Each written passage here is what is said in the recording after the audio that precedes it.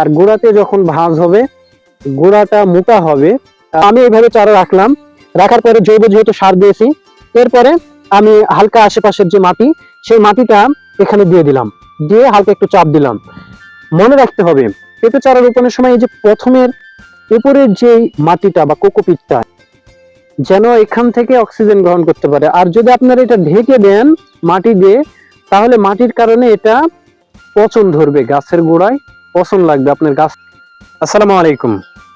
দেশ এবং দেশের বাইরে যে যেখান থেকে দেখতেছেন, বিডি এগ্রিকালচার 2.0 ফেসবুক এবং ইউটিউব চ্যানেলে আপনাকে স্বাগতম।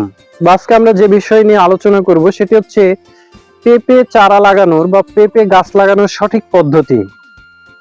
আমরা সঠিক পদ্ধতিতে পেঁপে চারা রোপণ করতে না পারার কারণে পেঁপের ফলনটা কমে যায়, ফলনটা আমরা বেশি পাই না। তো পেঁপের চারা কিভাবে আমরা লাগাবো, তার সঠিক পদ্ধতি কি, কিভাবে পেঁপের চারা রোপণ করলে ফলন বেশি পাওয়া যায়, কতদূর দূরত্বে পেঁপে চারা রোপণ করলে ফলন বেশি পাওয়া যায় বা ভালো হয়, এই বিষয়গুলি সম্পর্কে A to Z আপনাদেরকে একটা তথ্যচিত্র তুলে ধরার চেষ্টা করব এই ভিডিওর মাধ্যমে। সো ভিডিওটি না টেনে লাস্ট পর্যন্ত দেখতে থাকুন। আশা করি এই ভিডিওতে আপনারা অনেক কিছু তথ্য পাবেন। দেখেন, পেঁপে চারা রোপণ করতে হয় পরিপূর্ণ প্রাপ্ত একটা পেঁপের চারা গাছ আপনাকে নিতে হবে, যে চারা গাছ কমপক্ষে 40 দিন 45 দিন বয়স। আমার এই চারা গাছটাও আপনার 40-45 দিন বয়স হচ্ছে, কিন্তু এই চারা গাছটা ছায়ার মধ্যে থাকার কারণে খুব বেশি বড় হয়নি, যার জন্য একটু ছোট আছে। আর ছোট চারা লাগানোটা সবচেয়ে বেশি ভালো হয় পেঁপের জন্য। আপনি যদি ছোট চারা লাগান তাহলে আপনি সুন্দর মতো পরিচর্যা করতে পারবেন। আর বড় চারা লাগালে অনেক সময় হেলে যায়, মরে যাওয়ার সম্ভাবনা থাকে বেশি। আর দেখেন, এখানে কোকোপিট দেওয়া হয়েছে, একটু কাছে আগে আসো। পেঁপের চারায় কোকোপিট দেওয়া হয়েছে, কোকোপিটের চারা আমরা যদি দেখাই তাহলে দেখেন সুন্দর শিকড় বের হয়েছে। আমরা কোকোপিটে দিয়েছি আর গ্লাসে দিয়েছি। তো এই চারাটা আমরা রোপণ করব। পেঁপে চারা রোপণ করার প্রথমেই আপনাকে গর্ত করে নিতে হবে। সেই গর্তে পর্যাপ্ত পরিমাণ জৈব পদার্থ বা জৈব সার যেটা আমরা বলি, এই জৈব সার আপনাকে দিতে হবে। আপনি অল্প পরিমাণে, মানে একটা গাছের জন্য 100 গ্রাম হয়তো ডিএপি দিবেন বা একটু টিএসপি দিবেন, পটাশ, সব মিলে 100 গ্রাম দিয়ে আপনি জৈব সার দিয়ে গর্তটা সুন্দরভাবে কয়েকদিন রেখে দিবেন। রেখে দেওয়ার পরে যখন আপনি চারাটা রোপণ করবেন, তখন এইরকম একটা গাছ, তো গাছটা যখন রোপণ করবেন তখন অবশ্যই আপনাদেরকে দেখতে হবে। দেখেন, আমার এটা আমি গর্ত করে রেখে দিয়েছিলাম, এখন এখানে দেখেন সব এগুলো পাউশ দিয়েছি, আমরা পাউশ বলে থাকি, জৈব সার, তো এটা দিয়েছি। তো গাছটা যখন রোপণ করবেন অবশ্যই দক্ষিণমুখী, দেখেন সুন্দরভাবে, এটা গ্লাসের ভিতরে ছিল, এটার একটা সুবিধা যে একটু উপর করলেই সব বের হয়ে আসে, সুন্দর শিকড় দিয়েছে। তো গাছ আপনাকে রোপণ করার সময় খেয়াল রাখতে হবে সব সময় 90 ডিগ্রি অ্যাঙ্গেল দক্ষিণমুখী, সুন্দর করে দক্ষিণমুখী 90 ডিগ্রি অ্যাঙ্গেল করে আপনাকে পেঁপে চারাগুলি রোপণ করতে হবে।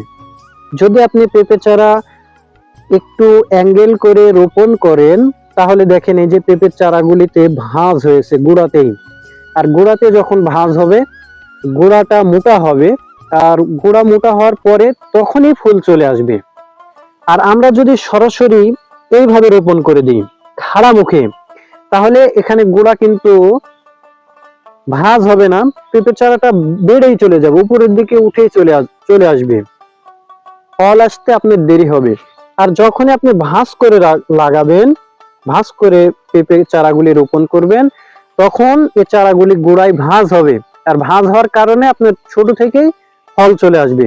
আমি এটা শাহী পেঁপের জাত নিয়েছি। আপনারা জানেন যে শাহী পেঁপের চারা রোপণের সময় 2-3টা করে চারা রাখতে হয়।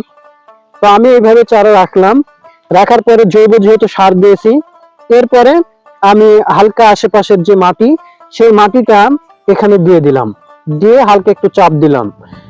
মনে রাখতে হবে পেঁপে চারা রোপণের সময় এই যে প্রথমের উপরের যে মাটিটা বা কোকোপিটটা, এই যে এখানে চারার যে উপরের কোকোপিট, এটা কখনোই মাটি দিয়ে ঢেকে দিবেন না। এই যে এই জিনিসটা কখনোই আপনারা মাটি দিয়ে ঢেকে দিবেন না, এটা উপরে ফাঁকা রাখবেন যেন এখান থেকে অক্সিজেন গ্রহণ করতে পারে। আর যদি আপনারা এটা ঢেকে দেন মাটি দিয়ে, তাহলে মাটির কারণে এটা পচন ধরবে, গাছের গোড়ায় পচন লাগবে, আপনার গাছ টিকবে না। যে কখনোই চারার উপরে কখনোই মাটি দিবেন না। চারার উপরে যদি মাটি দেন, এই চারার উপরে যদি মাটি দেন, তাহলে পেঁপে গাছে পচন ধরবে। আর পচন ধরলে আপনার গাছটি মারা যাবে, মানে আপনি আর আটকাতে পারবেন না। আর যদি এইভাবে উপরেটা কোকোপিটটা রেখে দেন, বা মাটি দিয়ে যদি চারা হয় চারাটা রেখে দেন, তাহলে আর পচন ধরবে না। এটা আপনাকে 10 থেকে 12 দিন পর আপনি ইচ্ছা মতো মাটি দিতে পারবেন। 10 থেকে 12 দিন পর যখন গাছটা সুন্দরভাবে শিকড় চতুর্দিকে নিয়ে নেবে, তখন আপনি ইচ্ছা মতো এ জায়গায় মাটিটা উপরে তুলে দিতে পারবেন, তখন আপনি মাটি দিবেন।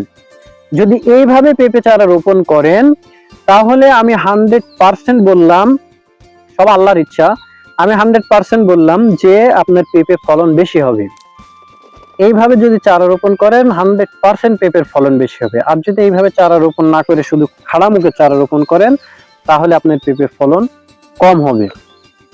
সুতরাং এইভাবে পেঁপে চারা রোপণ করবে। আর আরেকটা জিনিস মাথায় রাখবেন, যে সবসময় পেঁপে চারা কিন্তু 4 হাত থেকে 4.5 হাত, সর্বনিম্ন আপনি 4 হাত দূরত্ব লাগাইতে পারবেন।